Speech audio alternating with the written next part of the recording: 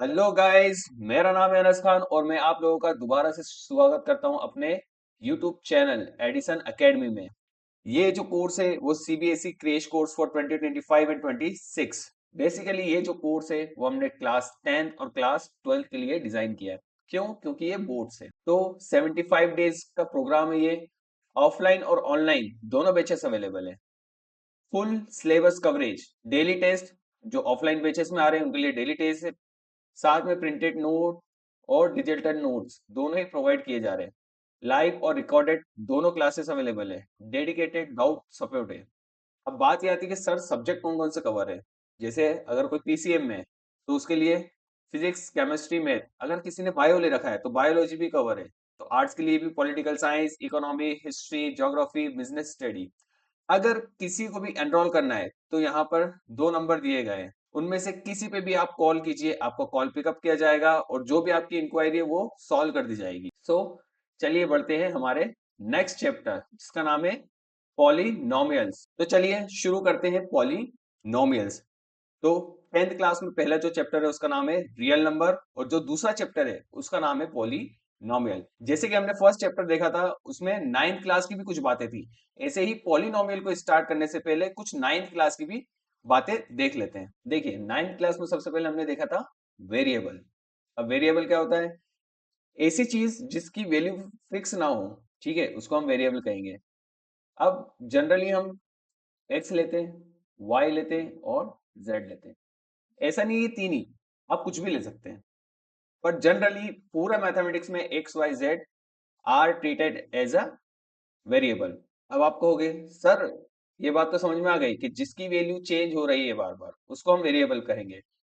पर जिसकी चेंज ना हो उसको क्या कहेंगे? गुड क्वेश्चन बेटा, उसको हम कांस्टेंट कहेंगे।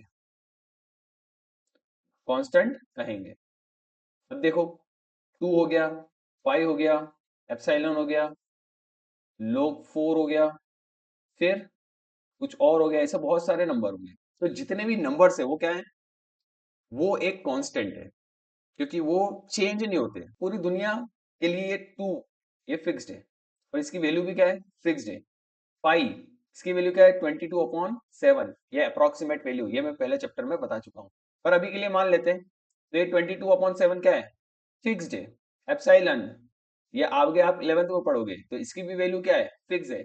log 4 ये भी आप आगे पढ़ोगे तो इसकी भी वैल्यू क्या है? फिक्स है। सो ऐसी चीजें जिनकी वैल्यू क्या है? फिक्स्ड, उनको हम कहेंगे कांस्टेंट। Is that clear?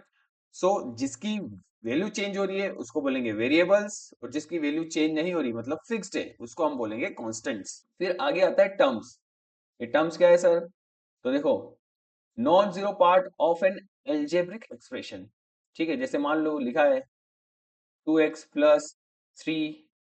ठीक है, अगर इस तरीके से लिखा है तो यहाँ पर कितने टर्म है? एक ये टर्म हो गई और एक ये टर्म हो गई।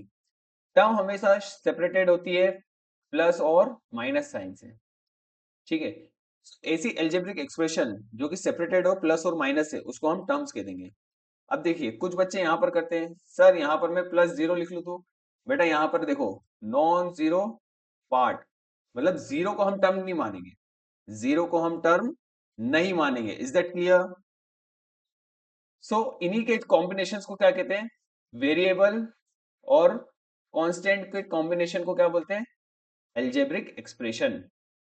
ठीक है, फॉर एग्जांपल 2x+3y+4z। ठीक है, तो ये क्या हो गया? एक एक्सप्रेशन हो गया। एक और एग्जांपल देखो, 2/x+3x+4, ये भी क्या है? एक एक्सप्रेशन है। Is that clear? तो सर पॉलिनोमियल क्या है? So polynomial is an special type. यहां देखो बेटा लिखा है स्पेशल टाइप है किसका? एल्जेब्रिक एक्सप्रेशन का। क्या बात समझ में आ रही है? तो देखिए स्पेशल टाइप है तो कुछ ना कुछ खूबी होगी। क्या खूबी है sir? Power should be non negative. इसका मतलब ये कि वेरिएबल की जो पावर है वो नॉन नेगेटिव होना चाहिए, यानी कि होल नंबर होना चाहिए। क्या बात समझ में आ रही है? Let's move ahead.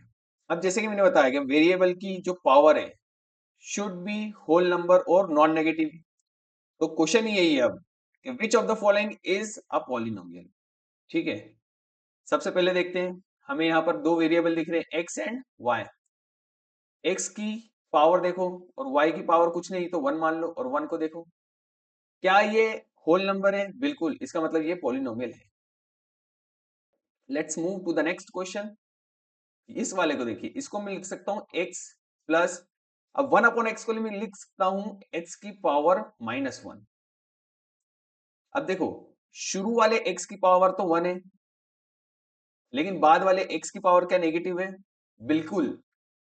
और मैंने कहा था कि पॉलिनोमियल होने के लिए नॉन नेगेटिव पावर होनी चाहिए, मतलब नेगेटिव पावर तो होनी नहीं चाहिए, लेकिन यहां पर नेगेटिव पावर है, इसका मतलब ये पॉलिनोमियल नहीं है।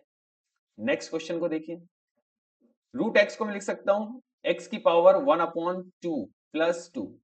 क्या यहां पर पावर फ्रैक्शन में आ गई? अगर पावर फ्रैक्शन में आ गई, इसका मतलब ये भी हमारा पॉलिनोमियल नहीं है। इस वाले को बताइए। अब कुछ बच्चे बोलेंगे सर ये भी पॉलिनोमियल नहीं है, लेकिन बेटा सुनो, यहाँ पर √2 इंटू एक्स है, इसका मतलब ये तो एक कांस्टेंट है, लेकिन यहाँ पर एक्स की पावर देखो 1 है, इसका मतलब ये पॉलिनोमियल है। Is that clear? यहाँ पर भी देखिए, यहाँ तो सिंपल सा लिखा हुआ है एक्स की पावर हाफ, और ये हाफ ही क्या इसको बना रहा है? Not a polynomial. This is not a polynomial. अच्छा, इस एक्सप्रेशन के बारे में देखिए, कुछ बच्चे बोलेंगे सर है, कुछ बोलेंगे नहीं है ना? तो जो समझदार बच्चे हैं वो सिंपल से ये करेंगे, 1/2 को कॉमन ले लेंगे, तो यहां बचेगा 1 प्लस एक्स, और नीचे क्या है? एक्स की पावर 1/2।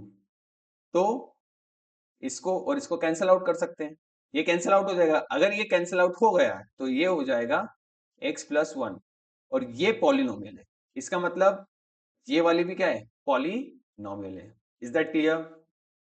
Is that clear? तो हम बढ़ते हैं अगली स्लाइड के ऊपर। So degree of a polynomial, तो ये क्या होता है सर? देखिए, highest power of the variable, variable की क्या हाईएस्ट पावर, उसी को हम क्या बोलेंगे? डिग्री। फॉर एग्जाम्पल, जैसे अगर मान लो ऐसा लिखा है x+3y9+6z, z की पावर 6, ठीक है, ये एक एक्सप्रेशन दे रखा है, ठीक है। मैं यहां पर पूछ रहा हूं कि वेरिएबल कितने हैं? बोलोगे x, y एंड z। इनमें से हाईएस्ट पावर क्या है? 9। चाहे किसी की भी हो, क्या बात समझ में आ रही? चाहे किसी की भी पावर हो, मैक्सिमम होनी चाहिए। अगर मैक्सिमम है तो उसको हम डिग्री कहेंगे। Is that clear? तो 9 हमारा क्या हो जाएगा? डिग्री हो जाएगा। सो जो पॉलिनोमियल 10th क्लास में पढ़ेंगे उसमें सिर्फ और सिर्फ एक वेरिएबल की बात होगी। कितने वेरिएबल की बात होगी? वेरिएबल, एक वेरिएबल की बात होगी। Is that clear? अच्छा, अगर मैं दूसरा एक्सप्रेशन बताऊं, एक्स की पावर 2 प्लस x+1, तो यहाँ पर डिग्री बता सकते हो? सर हमने देख लिया, वेरिएबल तो ये रहे x, और x की मैक्सिमम पावर है 2, तो डिग्री हमारी कितना हो जाएगा? 2। Is that clear? अगर ये क्लियर है तो हम आगे चलते हैं। टाइप्स ऑफ पॉलिनोमियल, पॉलिनोमियल को हमने दो कैटेगरी में बांटा है, एक तो हम डिग्री के बेसिस पे देखेंगे और एक हम टर्म्स के बेसिस पे देखेंगे। सो पहले हमने कैटेगराइज किया है on the basis of degree, इसका मतलब x की पावर चेक करेंगे, ठीक है। तो कुछ एग्जांपल दे रहा हूं, वो आप बताना। जैसे 2x+5, ये किसका एग्जांपल है? सर यहाँ पर x की पावर 1 है। अच्छा, x की पावर 1 है तो उसको तो हम लीनियर बोलते हैं, तो इसमें डिग्री कितनी होती है बेटा? डिग्री होती है 1। इसका मतलब सर ये है कि d अगर 2 हुआ, मतलब डिग्री अगर x की पावर 2 हुई तो उसको हम क्वाड्रेटिक कहेंगे। बिल्कुल सही बेटा। कल को अगर 3 आ गई तो, डिग्री अगर 3 आ गई तो इसका मतलब क्यूबिक पॉलिनोमियल। अगर डिग्री 4 आ गई तो क्या होगा? तो उसको हम बाइक्रोटिक करेंगे। यस और नो? अगर डिग्री अगर डिग्री हमारा 0 हुआ, इसका मतलब x रहेगा नहीं। अब x के रहेगा नहीं तो वो दिखेगा कैसे? मान लो p ऑफ x दिया हुआ है हमें पाई, ठीक है, कल को f ऑफ x दे देगा, नाम बदलता रहेगा 2। तो इस तरीके के अगर एक्सप्रेशन दिख रहे हैं तो उसको हम बोलेंगे कांस्टेंट पॉलिनोमियल। सर ये जीरो पॉलिनोमियल क्या है? तो बेटा देखो, कल को आपको p ऑफ x की वैल्यू 0 दे दी तो ये क्या हो जाएगा आपका? Zero polynomial. लेकिन अगर यहाँ डिग्री की बात करोगे तो डिग्री यहाँ पर बेटा नॉट डिफाइन है। क्या है? Not define. Is that clear? So zero polynomial में डिग्री डिफाइन नहीं है, कांस्टेंट में जीरो, लीनियर में 1, क्वाड्रेटिक में 2, क्यूबिक में 3 और बाइक्वाड्रेटिक में 4। Is that clear? फिर दूसरी कैटेगरी हमने डाली है टर्म्स के बेसिस पे, कि अगर एक टर्म हुई तो हम मोनोमियल कहेंगे, दो टर्म हुई तो बाइनोमियल कहेंगे, तीन टर्म हुई तो ट्राइनोमियल कहेंगे। ठीक है, जैसे मोनोमियल का अगर एग्जांपल दूं तो x square, x, 5, 9x square, 9x cube, minus में भी हो सकता है। Is that clear? तो ये कुछ एग्जांपल हो गए। इसमें टर्म कितनी है? तो ये सिंगल टर्म है। कितना है? सिंगल टर्म को ही हम कहेंगे मोनोमियल। अगर मैं बाइनोमियल की बात करूं तो वो हो जाएगा 2x+3, 4x² -5, 6x⁹ माइनस, तो ये भी क्या है बेटा? कितनी टर्म है गिनो? 1 2 1 2 1 2। तो क्या सभी में दो दो टर्म है? अगर दो दो टर्म है तो इसका मतलब ये क्या है? बाइनोमियल। फर्क नहीं पड़ता, यहाँ डिग्री से फर्क नहीं पड़ता, और डिग्री के बेसिस पे चेक करेंगे तो टर्म्स पे फर्क नहीं पड़ता। Is that clear? देखो, अगर हम टर्म्स के बेसिस पे चेक कर रहे हैं तो सिर्फ दो ही टर्म होना चाहिए, डिग्री गई भाड़ में, हमें उससे कोई लेना देना नहीं। लेकिन कल को अगर हम डिग्री के बेसिस पे चेक कर रहे हैं तो टर्म से हमें कोई लेना देना नहीं है। हम सिर्फ एक्स की पावर चेक करेंगे और बोल देंगे क्या है ये, क्यूबिक है, क्वाड्रेटिक है। तो मान लो इस तरह की इक्वेशन आ गई, x² + 1, तो क्या ये बाइनोमियल है? बिल्कुल है, क्योंकि सर दो ही टर्म है। लेकिन अगर मैं डिग्री के बेसिस पे पूछूं तो क्या ये क्वाड्रेटिक इक्वेशन है? बिल्कुल, क्योंकि x की पावर क्या है? 2। अगर x की पावर 2 हो चुकी है, मैक्सिमम है ये, तो ये क्या होगी? Quadratic equation. अच्छा, ट्राइनोमियल में क्या होगा? सर ट्राइनोमियल में सिंपल सी बात है, तीन टर्म होगी। जैसे 2x² + 5 + 6x, ये 6 है बेटा, ये क्या हो गई? ट्राइनोमियल। अच्छा, यहाँ पर एक लॉजिकल क्वेश्चन पूछ रहा हूँ और आप बताना। ठीक है, ये क्वेश्चन पूछ रहा हूँ मैं, 2x + 5x + 6, तो क्या ये ट्राइनोमियल है? मेरा क्वेश्चन ये है। तो जो ये कह रहा है कि सर ये ट्राइनोमियल है, तो बेटा गलत कह रहा हूँ, क्योंकि देखो यहाँ पर x की पावर कितनी है? 1, यहाँ पर भी x की पावर कितनी है? 1। इसका मतलब ये तो लाइक टर्म हो गए, और like term can be added. इसका मतलब इसको मैं लिख सकता हूँ 7x + 6, और ये कैसी है टर्म बेटा? ये अनलाइक टर्म है, इनको ऐड नहीं कर सकता मैं। तो सिंप्लीफिकेशन के बाद की बात होती है बेटा, समझ पा रहे हो? सिंप्लीफिकेशन की बात की बात हो रही है। अगर सिंप्लीफिकेशन के बाद तीन टर्म हो रही है तो उसको हम ट्राइनोमियल कहेंगे। ये कैसा है बेटा? ये बाइनोमियल है, बाइनोमियल। इसका मतलब ये भी क्या हो गया? बाइनोमियल। वो दिख तुमको तीन रहा है, लेकिन उसने आपके साथ धोखा किया। उसने इस क्वेश्चन में क्या छुपाया है कि जो 2x है और 5x है वो दोनों एक ही है बेटा, एक ही फैमिली के हैं। एक ही फैमिली के मेंबर को एक बार गिना जाता है, दो बार नहीं गिना जाता है। तो क्या मेरी बात समझ में आ रही है? तो इस तरीके के क्वेश्चन में वो उलझाने की कोशिश करता है। Let's move ahead. सो यहां से हमारा चैप्टर स्टार्ट होता है पॉलिनोमियल। डेफिनेशन देख लेते हैं। This is a special type of algebraic expression, जैसे कि मैंने पहले बताया। Polynomial is form using many terms, है ना। यहाँ पर मैं पॉलिनोमियल को थोड़ा सा बताना चाहूंगा। पॉली मीन्स होता है मेनी, है ना, और नॉमिनल्स मीन्स होता है टर्म्स। तो कई टर्म्स का क्या है? समूह, उसको हमने क्या बोल दिया? पॉलिनोमियल। सर क्या इसका जनरल फॉर्म होता है? बिल्कुल होता है बेटा, देखो यहाँ लिखा भी है, general form of any polynomial. अगर कल को मैं यहाँ n की वैल्यू 2 कर दूं तो क्या हो जाएगा? x² है ना, a2 + a1x + a0। क्या ये इक्वेशन हो जाएगी? इक्वेशन नहीं, सॉरी, पॉलिनोमियल हो जाएगा। क्या ये पॉलिनोमियल हो जाएगा? अगर ये पॉलिनोमियल हो जाएगा, इसकी मैक्सिमम पावर कितनी है? 2। तो ये कैसी हो गई? Quadratic polynomial. Is that clear? तो देखो, जैसे मैंने बताया था, पॉलिनोमियल स्पेशल टाइप का एल्जेब्रिक एक्सप्रेशन है, तो कुछ कंडीशंस है। Power, power should be non negative. Power क्या होनी चाहिए? पूरी होना चाहिए, और नेगेटिव नहीं होना चाहिए, मतलब फ्रैक्शन में नहीं होना चाहिए या नेगेटिव में नहीं होनी चाहिए। दोनों ही चीज क्या नहीं होना चाहिए? नहीं होना चाहिए। दूसरा पॉइंट क्या होता है? Leading coefficient should not B zero. इसका मतलब लीडिंग कोएफिशिएंट मतलब शुरू वाला, जैसे ठीक है, ये जो पॉलिनोमियल है इसको देखो, यहाँ अगर मैं a2 को 0 रख दूं, a2 को क्या रख दूं 0, तो इक्वेशन क्या हो जाएगी a1x प्लस a0। इसका मतलब ऑटोमेटिक जो हमारी क्वाड्रेटिक थी वो किस में चेंज हो गई, लीनियर में चेंज हो गई। किस में चेंज हो गई बेटा, लीनियर में। लेकिन मुझे तो लिखनी क्वाड्रेटिक थी। अगर मुझे क्वाड्रेटिक लिखनी है इसका मतलब x की पावर 2 का जो कॉफिशिएंट है वो 0 नहीं होना चाहिए, उसी को हम लीडिंग कॉफिशिएंट कह रहे हैं। क्या बात समझ में आ रही है, ठीक है। जितने भी हमारे कॉफिशिएंट है वो सारे ही क्या होना चाहिए, रियल नंबर होना चाहिए। और x हमारा क्या है, वेरिएबल है। तो ये हमारा क्या हो गया, पॉलिनोमियल। तो लेट्स मूव अहेड। अब मैं आपको बताने जा रहा हूं लीनियर पॉलिनोमियल। लीनियर पॉलिनोमियल लिखते कैसे हैं, सो ए एक्स प्लस बी, ये क्या हो गया आपका लीनियर पॉलिनोमियल। और यहां पर ए क्या नहीं होना चाहिए बोलो, ए 0 नहीं होना चाहिए। अगर ए ही 0 हो गया इसका मतलब एक्स चला गया, एक्स चला गया तो लीनियर का आएगा, वो तो कांस्टेंट पॉलिनोमियल हो गया, है ना। अच्छा, लीनियर में डिग्री क्या होती है जल्दी बताओ, डिग्री 1 होती है सर। अच्छा, नंबर ऑफ जीरोस कितने होंगे, यहाँ पर एक पॉइंट याद कर रखो कि number of zero can not exceed degree. इसका मतलब अगर डिग्री 5 है तो नंबर ऑफ जीरो या तो 5 हो सकते हैं या उससे कम। कल को डिग्री मान लो उसने दे दिया n, ठीक है, तो नंबर ऑफ जीरो कितने हो सकते हैं, या तो n हो सकते हैं या उससे कम, n या n से कम, लेकिन n को एक्सीड नहीं करेंगे। Is that clear, let's move ahead.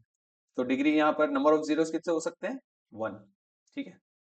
अगर मैं ग्राफ की बात करूं तो लीनियर लीनियर को देखो, अगर मैं ग्राफ करूं तो लीनियर का ग्राफ कैसा होगा। अच्छा, लीनियर को ये देखो, अगर मैं इतना ब्रेक कर दूं तो ये क्या बन रहा है, लाइन। क्या बन रहा है, लाइन। इसका मतलब लीनियर का ग्राफ क्या होगा, लाइन होगा। इज दैट क्लियर, ठीक है। तो मान लो ये हमारा एक्स एक्सिस और ये हमारा वाई एक्सिस, और ये हमारा क्या हो गया, लाइन हो गया। तो लीनियर का ग्राफ कैसा होता है, लाइन होता है। कैसा होता है, लाइन। ये ऑब्जेक्टिव में पूछा जा सकता है। Let's move ahead. Quadratic quadratic polynomial कैसी दिखती है, जनरल इक्वेशन क्या है सर वो बता दो। तो a x square plus b x plus c. अब मुझे बताएगा कौन सा कोफिशिएंट जीरो नहीं हो सकता। तो सर ए कभी भी जीरो नहीं हो सकता। अगर ए ही जीरो हो गया तो एक्स स्क्वायर चला जाएगा, और एक्स स्क्वायर चले गया तो हमारी जो क्वाड्रेटिक पॉलिनोमियल है वो रिड्यूस होकर कहाँ आ जाएगी, लीनियर में। तो a should not be equal to zero. Degree, sir degree कितनी होगी, 2। डिग्री कितनी होगी बेटा, 2। नंबर ऑफ जीरोस कितने होंगे सर, या तो 2 हो सकते हैं या उससे कम। अच्छा, या तो 2 हो सकते हैं, 1 भी हो सकता है और नहीं भी हो सकता है, ठीक है। अगर मैं ग्राफ की बात करूं तो क्वाड्रेटिक का ग्राफ बनता है U shape.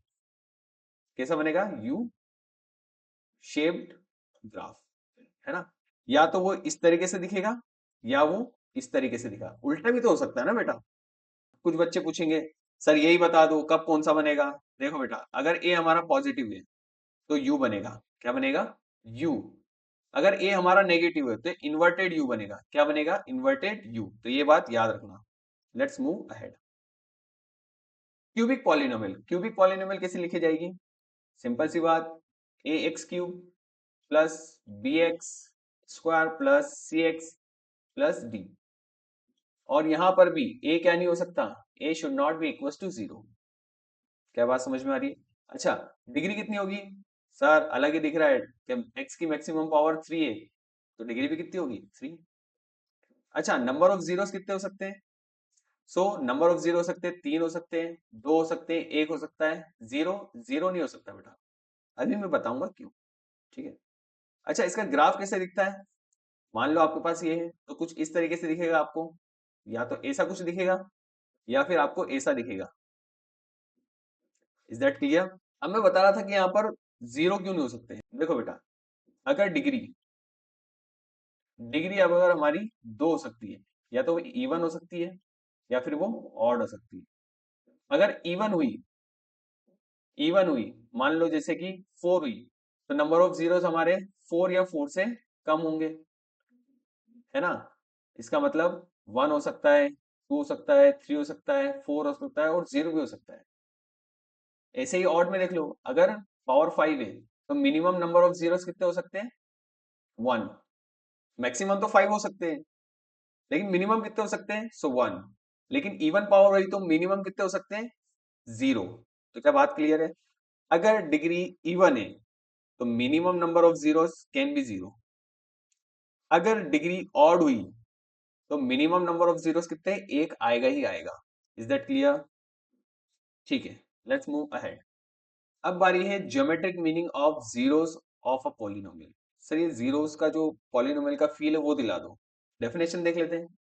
When the curve curve cuts और टचेस, या तो कर्व काट देगा या टच करेगा किसको? एक्स एक्सिस को।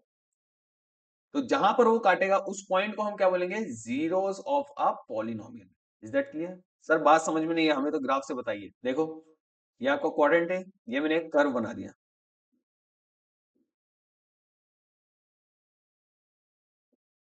ठीक है। ये एक टेढ़ा मेढ़ा सा कर्व हो गया, ठीक है। अब देखो, काट कहाँ रहा है? सर एक तो इस जगह पे ये काट रहा है, इसका मतलब एक जीरो तो यहां मिलेगा। सर यहां पर ये टच कर रहा है तो दूसरा जीरो मिलेगा। सर ये तो हवा में है, हवा में तो यहाँ पर नहीं मिलेगा। तो इस ग्राफ के कितने जीरोस हो गए? दो जीरोस, एक और एक, दो। Is that clear? तो जहां पर कट करे या फिर टच करे उसको हम बोलेंगे जीरोस ऑफ द पॉलिनोमियल, ठीक है। ये पॉइंट पे आपको मिलेगा 0, इस पॉइंट पे आपको मिलेगा 0, उसके बाद कहीं भी आपको 0 नहीं मिलेगा। ये इनफाइनाइट को जा रहा है और ये भी इनफाइनाइट को जा रहा है। तो आपको कितने जीरो मिलेंगे? सिर्फ और सिर्फ 2, ठीक है। लेट्स मूव अहेड, कुछ क्वेश्चन है वो देख लेते हैं। Look at the graphs given below and find the number of zeros in each graph. तो अभी हमने पढ़ा कि सर अगर काट दे या टच कर दे उसी को हम जीरोस बोलेंगे। तो पहले वाले में देखो कितनी जगह काटा है? एक जगह काटा है, तो नंबर ऑफ जीरोस कितने होंगे? नंबर ऑफ जीरोस 1 हो जाएंगे। दूसरे वाले को देखो, सर एक यहाँ काट रहा है, एक यहाँ काट रहा है, एक यहाँ और एक यहाँ, तो नंबर ऑफ जीरोस कितने होंगे? 2 होंगे। कितने होंगे? 2 होंगे। तीसरे वाले में देखो, सर एक यहाँ और एक यहाँ, तो नंबर ऑफ जीरोस कितने हो जाएंगे? सर 3 हो जाएंगे। सिमिलरली ये इसको यहाँ काट रहा है, देखो, तो नंबर ऑफ जीरोस कितने हो जाएंगे? 1 हो जाएंगे। ये इसको यहां पर सिर्फ और सिर्फ क्या कर रहा है बेटा? टच कर रहा है, तो क्या इसको जीरोस कहेंगे? बिल्कुल, नंबर ऑफ जीरोस में काउंट होगा ये। लास्ट वन, एक तो यहां काट रहा है, दूसरा यहां काट रहा है, तीसरा यहां काट रहा है और चौथा यहां काट रहा है, तो इसके नंबर ऑफ जीरोस कितने होंगे? 4 हो जाएंगे। अब कल क्लास में एक लड़का बैठा था, वो बोलता सर, वो कहने लगा सर ये भी तो काट रहा है। तो देख बेटा, ये कौन सी एक्सिस है? Y axis. और हम किस एक्सिस की बात कर रहे हैं? X axis. तो जो एक्स एक्सिस को काटेगा हम उसकी बात कर रहे हैं, ना कि वाई एक्सिस को। Is that clear? So let's move ahead. देखो, हमने ज्योमेट्रिक मीनिंग तो देख लिया, एल्जेब्रिकली तो देखना है भाई। हम ग्राफ थोड़ी ना बना के देखते रहेंगे दिन भर, तो आप कैसे देखेंगे? एल्जेब्रिकली। डेफिनेशन देख लेते हैं। डेफिनेशन क्या कहती है? The point at which the value of the polynomial, क्या लिखा है? Value of the polynomial is 0, then these points are called zero of the polynomial. Sir समझ में नहीं आया। फॉर एग्जाम्पल, एग्जाम्पल गिवन, देखिए यहां पर जैसे p ऑफ x दे रखा है x square plus 4x plus 4, ये एक पॉलिनोमियल दिया है। अब आप मुझे एक ऐसी वैल्यू बताएं कि अगर वो इस इक्वेशन में रखूं तो ये 0 हो जाए। तो एक बोला सर p की जगह, x की जगह आप -2 रखिए, ठीक है। देखते हैं, -2 का स्क्वायर प्लस 4 इंटू -2 प्लस 4, इसको सिंप्लीफाई कर लेते हैं। तो -2 square that is 4, minus plus minus, 4 into 2 8 plus 4, अब 4 plus 4 that is 8 minus 8 that become 0। इसका मतलब -2 पे ये इसकी वैल्यू क्या हो गई? 0। इसका मतलब -2 क्या है? -2 is the zero of this polynomial. Is that clear? Sir निकालेंगे कैसे? तो देखो बेटा, निकालने के लिए पॉलिनोमियल जो है उसके फैक्टर्स को आप क्या रखोगे, इक्वल्स टू जीरो। पहले पॉलिनोमियल के फैक्टर कर लो और जितने भी फैक्टर हैं और सबको किसके इक्वल कर दो, जीरोस के इक्वल कर दो, और वहां से एक्स की वैल्यू फाइंड कर लो, तो आपको क्या मिलेंगे, zeros of the polynomial. Is that clear? तो चलते हैं हम अगली स्लाइड पर। So how to find zeros of a linear polynomial. अगर पॉलिनोमियल हमारी लीनियर है तो उसके हम जीरोस किस किस तरीके से फाइंड कर सकते हैं और कैसे फाइंड करेंगे। सो मान लो कि हमारे पास 2x प्लस 3 ये एक पॉलिनोमियल है, तो इसके जीरोस निकालने के लिए हम इसको किसके इक्वल रख देंगे, जीरो के इक्वल रख देंगे। जैसे ही हम इसके जीरो के इक्वल रखेंगे तो क्या हम यहाँ से x निकाल सकते हैं, बिल्कुल। 2x 3 को उधर भेजेंगे -3, x 2 मल्टीप्लीकेशन में तो इधर आएगा, तो डिवाइड में तो 3/2, तो -3/2। Is that clear? Is that clear? अच्छा सर, जनरल इक्वेशन क्या है, तो ax प्लस बी। इसके अगर आपको जीरो चाहिए तो x की वैल्यू क्या आ जाएगी, -b/a। Is that clear? देखो लीनियर तो सिंपल है, बात आती है क्वाड्रेटिक में, और यही चैप्टर मेन है क्वाड्रेटिक की वजह से, ना कि लीनियर की वजह से। तो let's move ahead. How to find zeros of a quadratic polynomial by factorisation, है ना। जब चौथा चैप्टर पढ़ेंगे तो हम फॉर्मूला मेथड भी देखेंगे, लेकिन यहाँ सिर्फ हम जब भी जीरोस निकालेंगे तो हम किसकी बात करेंगे, फैक्टराइजेशन की। Is that clear? अब देखो जनरल इक्वेशन क्या थी, ax² plus bx plus c, है ना। इसको मैं चार तरीके से लिखता हूं और चारों के चारों क्या होंगी, क्वाड्रेटिक। पहला तरीका तो ये हो गया, दूसरा तरीका क्या हो गया, ax² प्लस bx, ये भी तो हो सकता है ना, c को हटा दो। तीसरा तरीका क्या हो जाएगा, ax² प्लस c, bx को हटा दो। अब दिमाग चला बच्चे का, उसने बोला सर ax², मैंने तो दोनों को ही हटा दिया, है ना। तो इन चारों के अलावा कुछ और पॉसिबल है क्या, बिल्कुल भी नहीं। अगर कोई सोच रहा है कि सर x² को हटा दो, तो बेटा फिर वो क्वाड्रेटिक कहाँ बचा, बात याद करो पुरानी। अगर मैं x² को ही हटा दूंगा तो पुरानी बात पे अटल रहना है अपने को। अगर मैं x² को हटा दूंगा तो ये तो लीनियर बन जाएगा, वो हम चाहते नहीं है, हम तो क्वाड्रेटिक करना चाहते हैं ना। तो एक एक करके देखते हैं, ये कुछ एग्जाम्पल भी दिए हैं, ठीक है। टाइप 1, अगर इस फॉर्म में अगर आपको दिया है, जैसे मान लो 5x² दिया है, तो इसके दोनों ही जीरोस क्या होंगे, जीरो होंगे। क्या होंगे, जीरो होंगे। इसका मतलब देखिए, या तो ग्राफ अपवर्ड पैराबोला होगा, और अपवर्ड होगा तो एक पॉइंट पर टच करेगा, और ये क्या है, जीरो पे। या फिर पैराबोला इस तरीके से होगा, ये यहाँ पर। क्या बात समझ में आ रही है? तो इसमें कैलकुलेट करने की कोई जरूरत नहीं है, डायरेक्ट पता होना चाहिए। अगर हमारा पॉलिनोमियल सिर्फ और सिर्फ एक x² के फॉर्म में है, तो हम डायरेक्ट जवाब देंगे कि बोथ जीरोस आर क्या है, जीरो। दोनों वैल्यू क्या है, जीरो है। क्या बात समझ में आ रही है? इसमें सॉल्व करने की जरूरत ही नहीं है। अच्छा कुछ बोलेंगे नहीं सॉल्व करके दिखाओ, तो बेटा ले 5x इंटू एक्स, क्या मैं x² का ऐसे लिख सकता हूं। अब देखो पीछे हमने क्या पढ़ा था, to find the zeros of a polynomial put all the factor of a polynomial equal to zero. सभी फैक्टर को किसके इक्वल रखना है, जीरो के इक्वल। एक फैक्टर तो ये हो गया, और एक फैक्टर ये हो गया। इसको अगर मैं जीरो के इक्वल रखता हूं तो मेरी वैल्यू आ गई जीरो। अगर मैं इसको इक्वल टू जीरो रखता हूं तो ये भी जीरो आ गई। तो क्या क्लियर है? अच्छा दूसरे फॉर्म पर चलते हैं, टाइप 2, ax² माइनस सी। अब इसमें क्या होगा, दोनों के दोनों रूट कैसे होंगे, सेम होंगे, बट साइन अलग होगा। कैसे सर, नहीं समझ में आया बताओ। देखिए इधर, ये हो जाएगा x² -9, ठीक है। अगर इस फॉर्म में आ गया, अगर इस फॉर्म में आ गया तो उसके जीरोस कैसे निकालेंगे, तो आपको एक फॉर्मूला बता देता हूं मैं।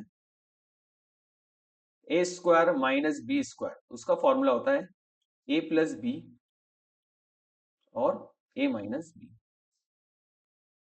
ठीक है। अब कुछ बच्चे बोलेंगे सर यहाँ तो x² तो दिख रहा है, लेकिन 9 का स्क्वायर थोड़ी ना है, तो बेटा उसको बना लो ना, x² -3²। Is that clear? अब यहाँ पर मैं लगा सकता हूँ formula, x -3 x +3, is that clear? आप कुछ बोलेंगे सर प्लस पहले आता है माइनस बाद में आता है, बेटा प्रोडक्ट में किसी को भी पहले लिखो कोई फर्क नहीं पड़ता। क्या बात आ रही समझ में? ठीक है, अब देखो एक बार मैं इसको जीरो रखूंगा, एक बार इसको जीरो रखूंगा। x माइनस थ्री को मैंने जीरो रखा तो यहाँ से x की वैल्यू आ गई 3। x प्लस थ्री को अगर मैंने जीरो रखा तो x की वैल्यू क्या आ गई? -3।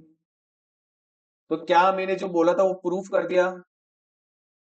क्या कहा था मैंने कि अगर इस फॉर्म में आपको मिलता है एक्स स्क्वायर माइनस सी के फॉर्म में अगर इक्वेशन या पॉलिनोमियल मिलता है तो उसके रूट सेम होंगे लेकिन साइन क्या होगा? अपोजिट होगा। Is that clear? इसके ग्राफ की बात कर लेते हैं, इसका ग्राफ की बात कर लेते हैं, तो वो कुछ इस प्रकार का होगा,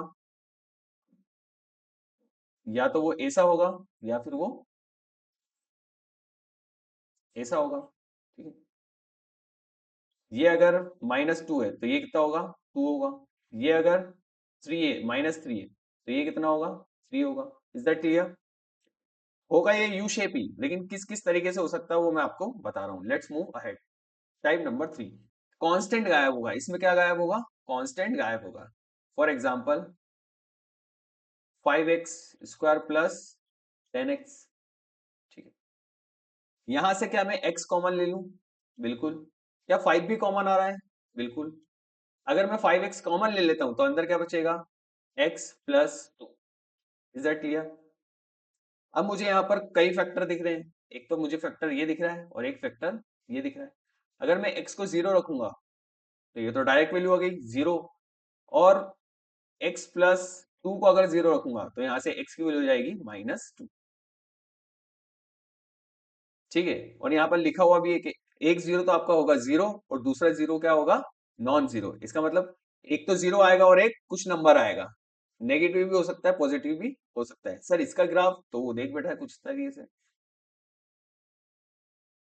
या तो वो इधर से काटेगा और जीरो से पास हो जाएगा, या फिर ऐसा हो सकता है कि जीरो से काटे और इधर को चले जाए। अब ये उल्टा भी हो सकता है, वो मैं बना के नहीं दिखा रहा हूँ। क्या मेरी बात आ रही समझ में? अगर समझ में आ रही है तो लाइक कर दीजिए। Let's move ahead. अब इसमें बच्चों को टफ पड़ता है। क्यों? क्योंकि इसमें जो हम मेथड यूज करेंगे वो मिडिल टर्म को स्प्लिटिंग की बात करेंगे। तो पहले मैं यहाँ पर ग्राफ की बात करूंगा, यहाँ पर ग्राफ किस किस तरीके से बन सकते हैं। तो हो सकता है पहले आपका जो ग्राफ हो वो कुछ इस तरीके से बन जाए। ठीक है, दूसरा इस तरीके से बन सकता है। ठीक है, और तीसरा कुछ इस प्रकार से बन सकता है कि किसी को भी टच ना करे।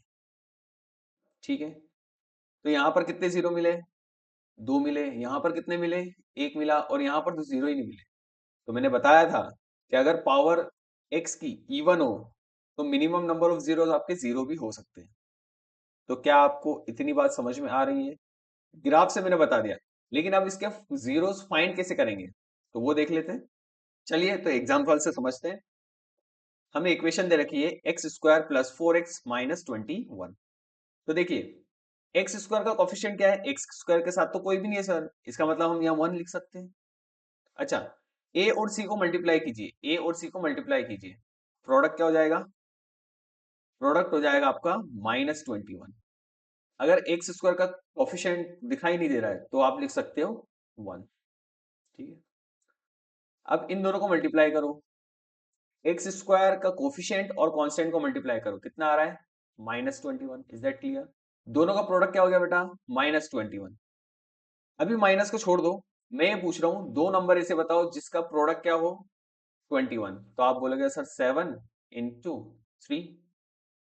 लेकिन अगर 21 माइनस में, इसका मतलब दोनों में से एक को माइनस होना पड़ेगा, पर किसको? है ना? तो किसको माइनस होना पड़ेगा? तो देखिए बीच में क्या है? आपका 4 है। बीच में क्या है बेटा? 4। तो इन दोनों को ऐड करने पे क्या मिलना चाहिए?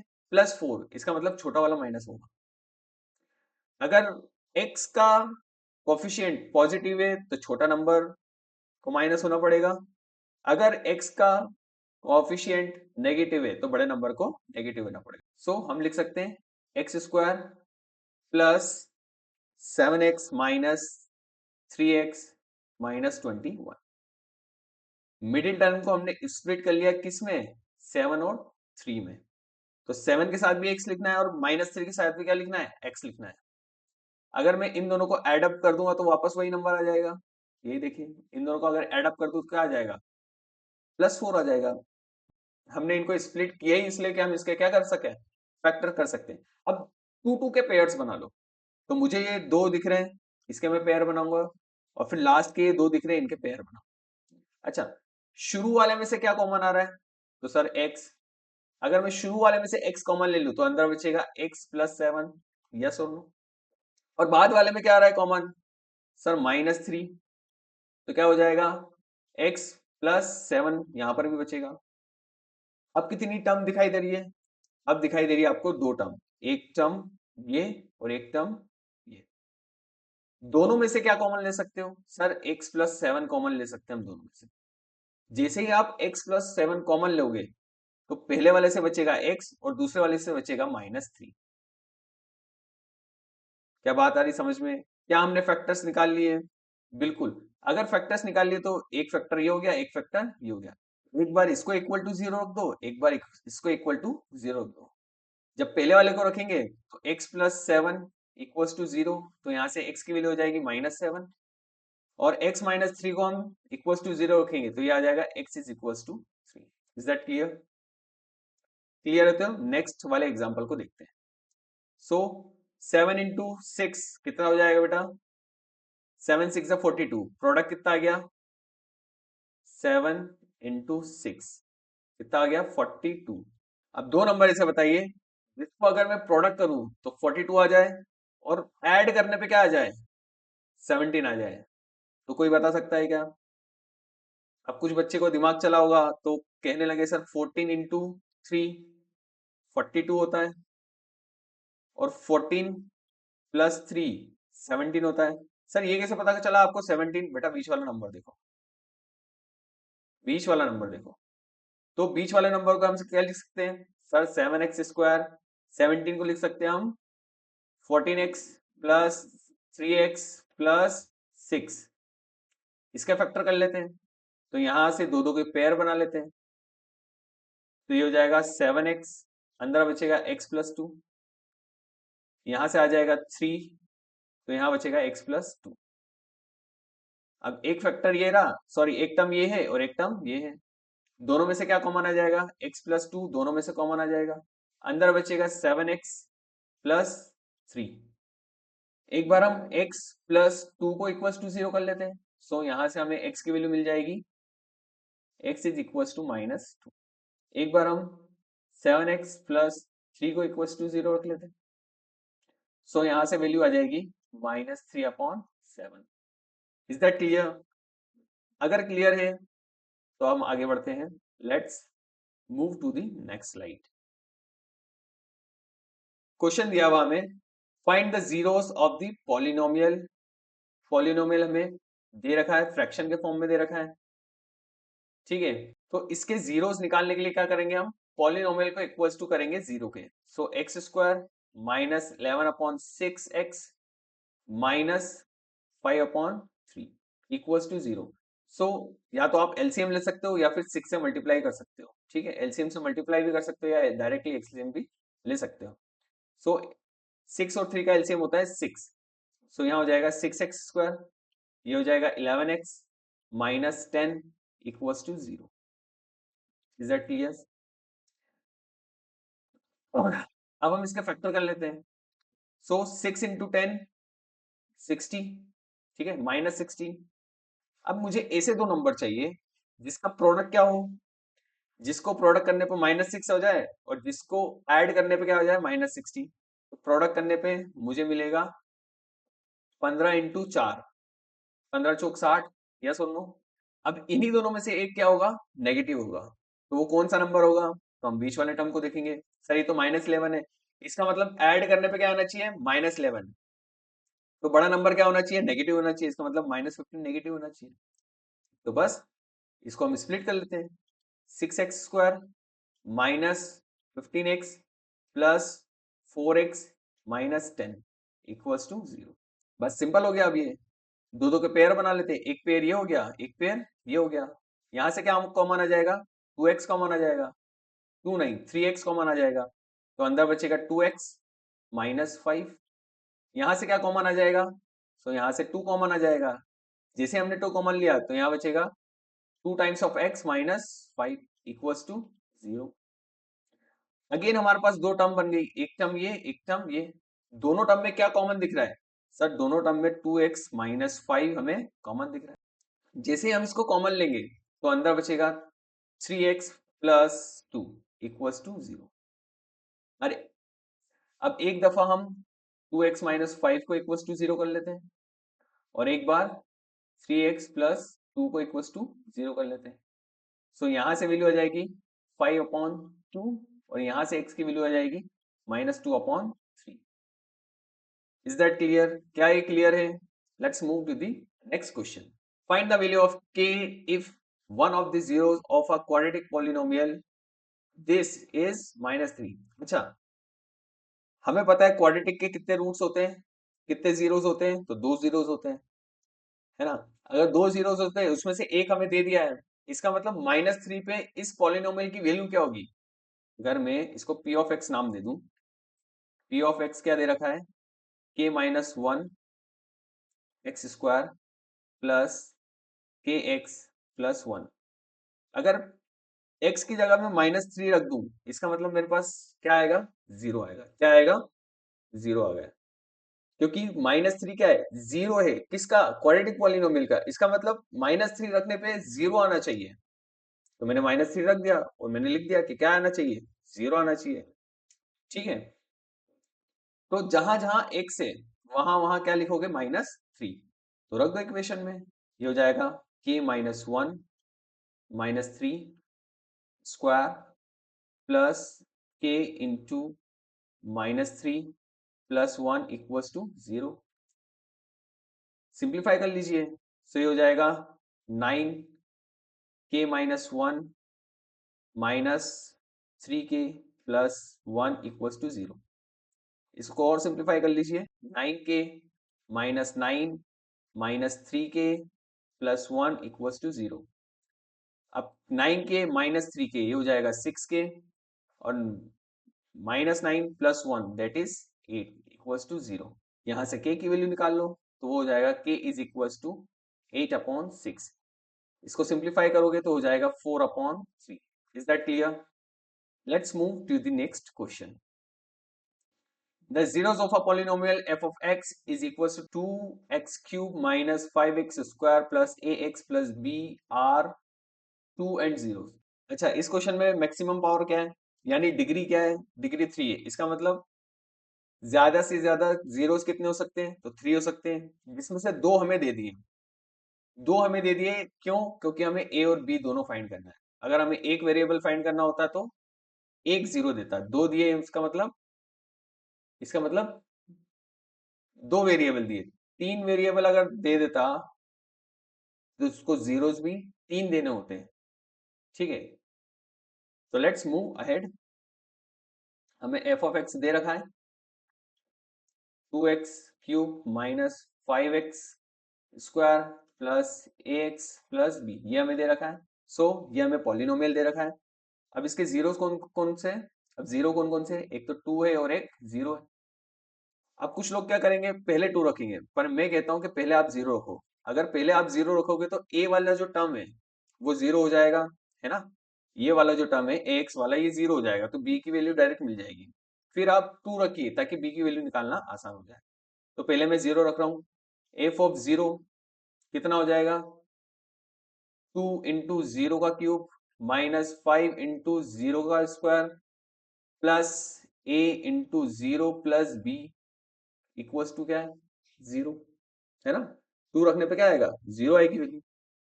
इसकी वैल्यू 0, इसकी वैल्यू 0, इसकी वैल्यू 0। इसका मतलब b is equals to what? 0। b की वैल्यू क्या आ गई? 0 आ गई। सिमिलरली अब 2 रख के देख लेते हैं। f ऑफ 2 की वैल्यू क्या आएगी? तो 2 into 2 cube minus 5 into 2 square plus a into 2। b की वैल्यू 0 है तो उसको लिखूं क्यों? सही है ना, इक्वल्स टू 0। ये हो जाएगा 2 into 2 cube that is 8 into 2 16 minus ये हो जाएगा 4, 4 5 20 प्लस 2a इक्वल्स टू 0। ये हो जाएगा -4 प्लस 2a इक्वल्स टू 0। यहां से a की वैल्यू हो जाएगी 4/2 दैट इज। बहुत ही सिंपल क्वेश्चन है, बस थोड़ा सा कॉन्सेप्ट को याद में रखना है। अब जो कॉन्सेप्ट है वो है relationship between zeros and coefficient of a quadratic polynomial. अब कुछ बोलेंगे सर पहले लीनियर का बताओ ना। देखो बेटा, ये जो चैप्टर है ना is all about quadratic polynomial. ठीक है, इसलिए हम क्वाड्रेटिक के बारे में ही पढ़ेंगे। बाकी अगर लीनियर जानना है तो उसके लिए मैं एक अलग सी वीडियो बना दूंगा। मान लो अगर ये हमारे पास क्वाड्रेटिक पॉलिनोमियल है जिसके दो रूट है, एक अल्फा और एक बीटा, है ना। कुछ भी हो सकते हैं, तो मैंने मान लिया। आप राम श्याम ले सकते हो, सीता गीता ले सकते हो। ठीक है, तो अगर मैं इन दोनों को ऐड कर देता हूं अल्फा प्लस बीटा, तो ये किसके इक्वल आता है -b/a के। और अगर मैं इन दोनों को मल्टीप्लाई कर देता हूं तो ये होता है c/a। क्या इतनी बात समझ में आ रही है? अगर मेरे पास quadratic equation ax² plus bx plus c है और इनके जो रूट्स है अल्फा और बीटा है, अगर मैं इनको जोड़ता हूं तो आता है -b/a। और अगर मैं इनको प्रोडक्ट कर देता हूं, ये आता है c/a। ये हमें दे रखा है, हमें इसके जीरोस भी निकालने हैं और रिलेशनशिप भी प्रूव करनी है। सो x² प्लस 3x प्लस 2, तो प्रोडक्ट करने पे क्या आ रहा है देखो। यहाँ आपका कुछ नहीं है तो 1 मान लो, इसको इससे प्रोडक्ट करो तो कितना आ रहा है 2। तो मुझे दो ऐसे नंबर बताइए जिनको प्रोडक्ट करने पे क्या आ जाए 2 आ जाए। तो सर हमें तो एक ही चीज पता है, 2 इंटू 1, 2 1 जा 2, और ऐड करने पे क्या आ जाए 3 आ जाए। तो इसको स्प्लिट कर लो, x² plus 2x plus x plus 2। ठीक है, यहां से एक पेयर बन जाएगा, यहां से एक पेयर बन जाएगा, यहां से x कॉमन आ जाएगा तो बचेगा x प्लस 2। यहां से कुछ भी कॉमन नहीं आ रहा तो 1 ले सकते हैं। So again x plus 2। दोनों टर्म में से क्या कॉमन आएगा देखो जरा, x प्लस 2, तो अंदर बचेगा x प्लस 1। अब एक बार x प्लस 2 को 0 कर लेते हैं, सो यहां से x की वैल्यू हो जाएगी -2। और एक बार x प्लस 1 को 0 कर लेते हैं, तो यहां से x की वैल्यू हो जाएगी -1। क्या बात समझ में आ रही है? अच्छा, इसको अगर हम कंपेयर करें ax² plus bx plus c, so a की वैल्यू हमारे पास हो जाएगी 1, b की हो जाएगी 3 और c की हो जाएगी 2। मुझे पता है अल्फा प्लस बीटा किसके इक्वल आता है -b/a के। अल्फा कितना है? अल्फा सर मेरे पास 2 है और बीटा कितना है -1 है। अच्छा, b कितना है? सर b -3 है और a कितना है सर 1 है। तो दोनों को क्या आना चाहिए, इक्वल आना चाहिए। -2 -1 कितना होता है -3, और ये तो ऑलरेडी क्या है -3/1 को क्या लिख सकते हैं -3। तो ये प्रूव हो गया, रिलेशनशिप क्या हो गई, प्रूव हो गई। सिमिलरली अल्फा इंटू बीटा के क्या होता है c/a। तो अल्फा की जगह हम रखेंगे -2, बीटा की जगह -1, सी की जगह 2, ए की जगह 1। माइनस माइनस प्लस, 2 इंटू 1 2, और 2/1 2। क्या 2 इज इक्वल टू 2 आ गया? इसका मतलब रिलेशनशिप हमने क्या कर ली, वेरीफाई कर ली। जो हमने पढ़ा वो क्या पढ़ा, सही पढ़ा। Let's move to the next question. If one of the zeros of a polynomial is negative of the other, then find the value of k। ठीक है, मैंने मान लिया क्वाड्रेटिक पॉलिनोमियल के कितने जीरोस होते हैं, दो। तो एक मैंने मान लिया अल्फा, तो दूसरा क्या होगा माइनस अल्फा। यस और नो? ठीक है, तो मैं ये लगाऊंगा सम ऑफ जीरोस, पहली प्रॉपर्टी लगा लूंगा। तो ये हो जाएगा alpha plus beta is equal to -b/a।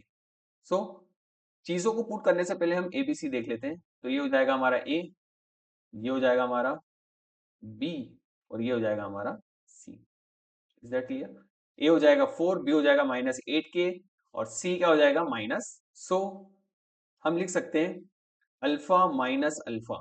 ठीक है, अल्फा की वैल्यू तो अल्फा, बीटा की वैल्यू minus alpha is equal to minus b कितना दिया है बेटा, बी आपको दिया -8k, और ए कितना दिया है 4। ठीक है, so plus alpha minus alpha that is 0, minus minus plus, तो 8k इक्वल्स टू 4। सो यहाँ से k की वैल्यू क्या आ जाएगी? 0। k की वैल्यू क्या आ जाएगी? 0। तो क्या ये क्वेश्चन क्लियर है?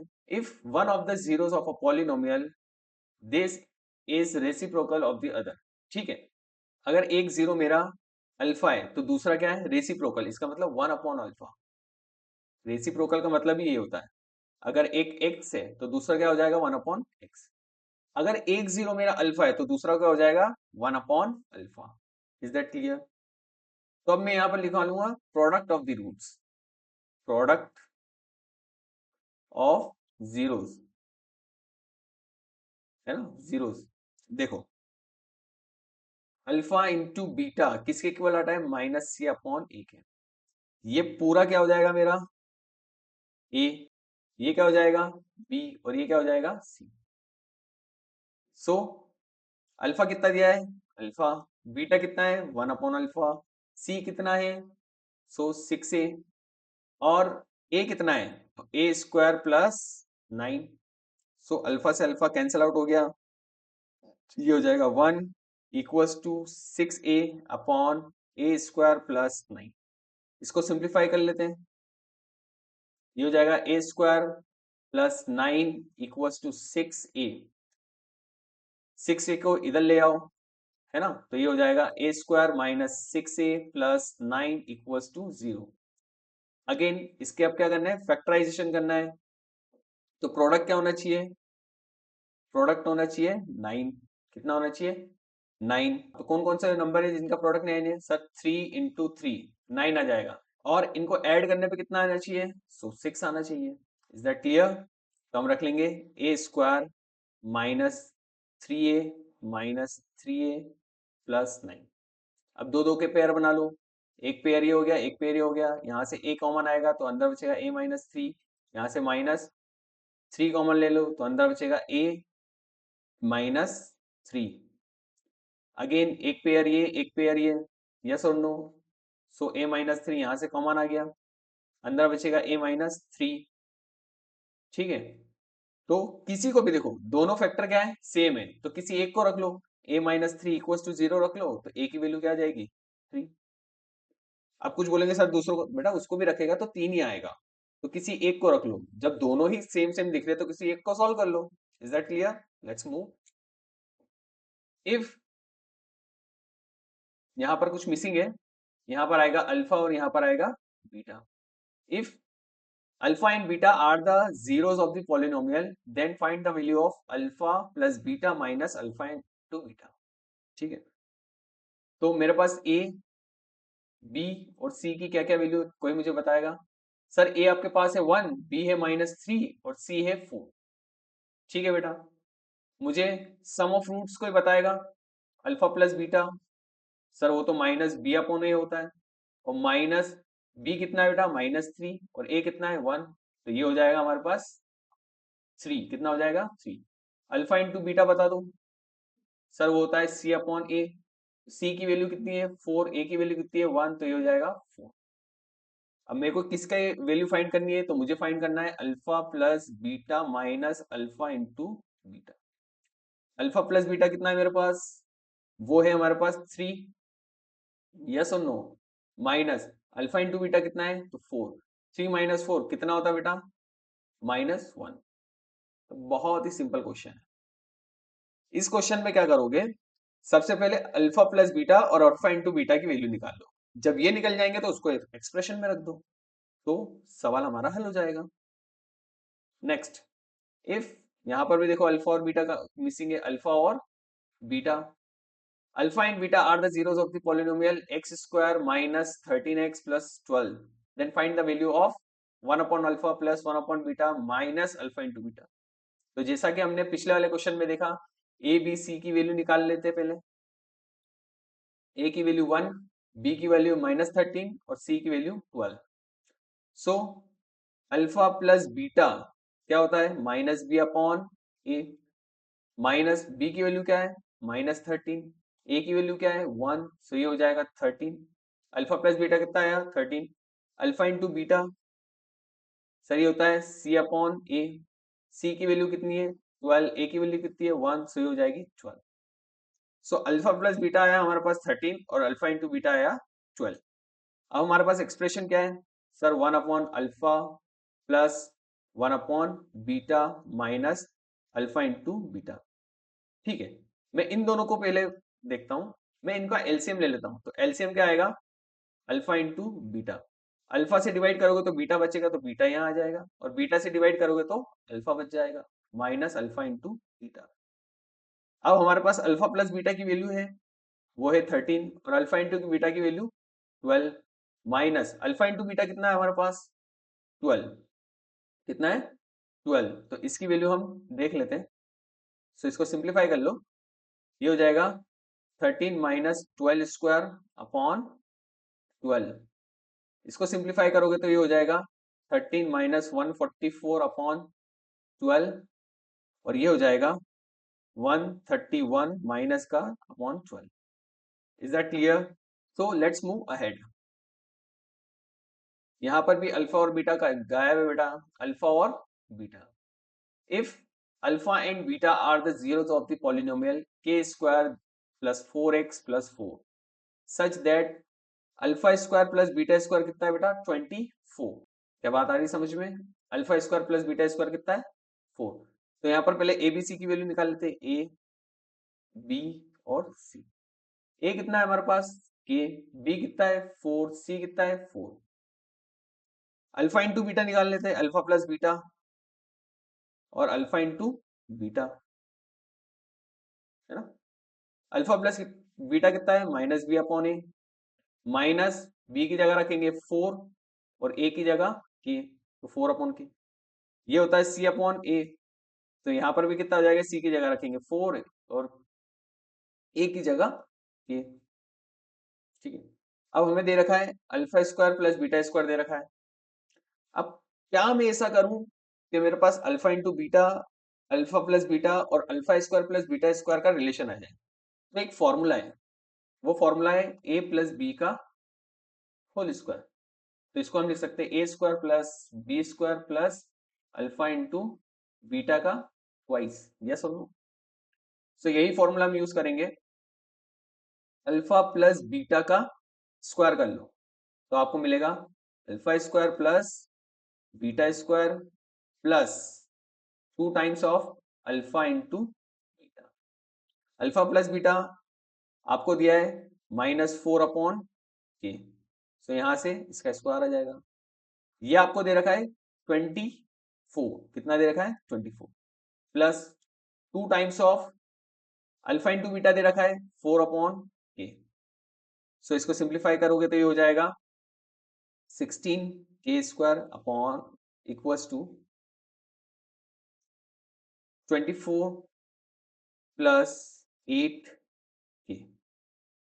इसका एलसीएम लोगे, इसका एलसीएम लोगे तो क्या आ जाएगा, के से इसको मल्टीप्लाई कर दो के स्क्वायर से, तो ये हो जाएगा 16 इक्वल्स टू 24 के स्क्वायर प्लस 8 के। अच्छा, मैं हर टर्म को देखो 8 से डिवाइड कर सकता हूं, तो क्यों ना इसको डिवाइड कर लिया जाए। सो 8 से डिवाइड करने पे 2, 3 के स्क्वायर प्लस के, सभी को एक तरफ ले आओ तो 3 के स्क्वायर प्लस के माइनस 2।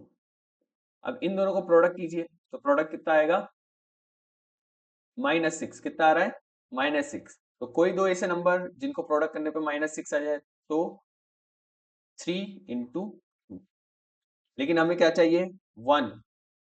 ठीक है, और पहली बात तो यहाँ -6 है, तो इन दोनों में से एक को क्या होना पड़ेगा माइनस। अब k का कोफिशिएंट देखिए, k का कोफिशिएंट पॉजिटिव है, इसका मतलब 2 माइनस का होगा, तो इसको हम लिख सकते हैं 3k square plus 3k minus 2k plus sorry minus 2 equals to 0। यहाँ से हम 3k कॉमन लेंगे तो अंदर बचेगा k प्लस 1, और यहाँ से हम -2 कॉमन लेंगे तो अंदर बचेगा k प्लस 1। k प्लस 1 दोनों जगह से कॉमन लोगे तो हो जाएगा k plus 1, 3k minus 2 equals to 0। So यहाँ से k की वैल्यू हो जाएगी k इज इक्वल्स टू -1, और यहां से दूसरी वैल्यू आ जाएगी k is equal to 2 upon, तो k की दो वैल्यू आ रही है, एक तो -1 और एक 2/3। Let's move ahead. ठीक है, नेक्स्ट क्वेश्चन है, how many numbers of polynomial whose zeros are -2 and 5। अब ये क्वेश्चन ना बड़ा टिपिकल सा है। हमें जीरोस दे रखे हैं, क्या दे रखा है, अल्फा और बीटा दे रखा है। ये हमारा अल्फा हो गया और ये हमारा बीटा हो गया। क्या मैं कुछ चीजें निकाल सकता हूँ? बिल्कुल। अल्फा प्लस बीटा कितना होगा, बोलो?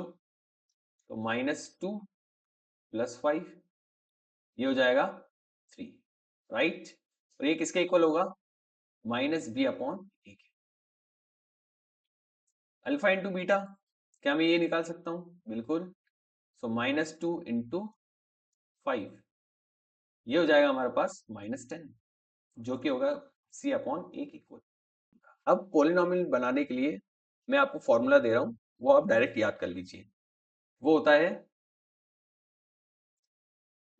x² minus alpha plus beta x plus alpha into beta, और ये पूरे को हम मल्टीप्लाई करेंगे कांस्टेंट k से। अभी मैं बताऊंगा k क्यों, है ना।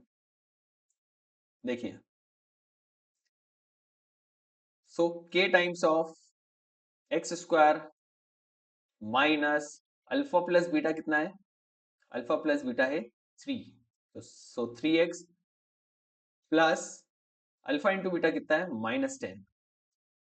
ठीक है, सो इसको सिंप्लीफाई करोगे तो ये हो जाएगा k x² माइनस 3x -10। क्या बात आ रही समझ में? अब कुछ लोग बोलेंगे ऐसा क्यों, कुछ लोग बोलेंगे सर आपने k को क्यों बाहर रखा। तो ये देखो बेटा, मेरे पास इक्वेशन क्या थी, ax² plus bx plus c। अगर मैं इस पॉलिनोमियल में से a को कॉमन ले लूं तो अंदर हो जाएगा x² plus b/a x minus sorry plus c/a। और इसको मैं अगर रिफाइन करूं तो मैं लिख सकता हूं x² minus b/a x plus c/। अब मुझे पता है कि मैं लिख सकता हूं माइनस b/a की जगह मैं लिख सकता हूं अल्फा प्लस बीटा x, और c/a की जगह लिख सकता हूं अल्फा इंटू बीटा। लेकिन मैंने a को बाहर रखा है, a को कहां रखा है, बाहर, और ये क्या है, वेरिएबल की जैसे एक्ट कर रहा है। कैसे एक्ट कर रहा है, वेरिएबल की जैसे, एक्टिंग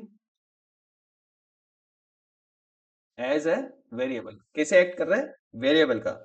सो यहां पर a की वैल्यू क्या हो सकती है, कुछ भी हो सकती है। a ए तो कुछ भी हो सकता है, यहाँ पर ए क्या हो सकता है, कुछ भी।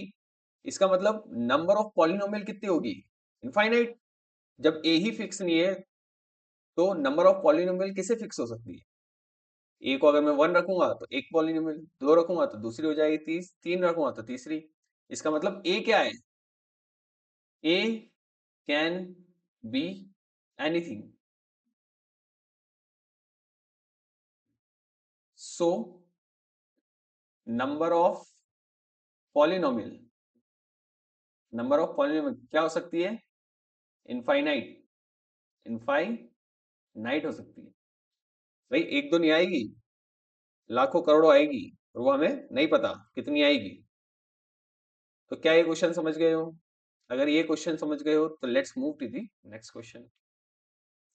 Find a quadratic polynomial whose sum and product.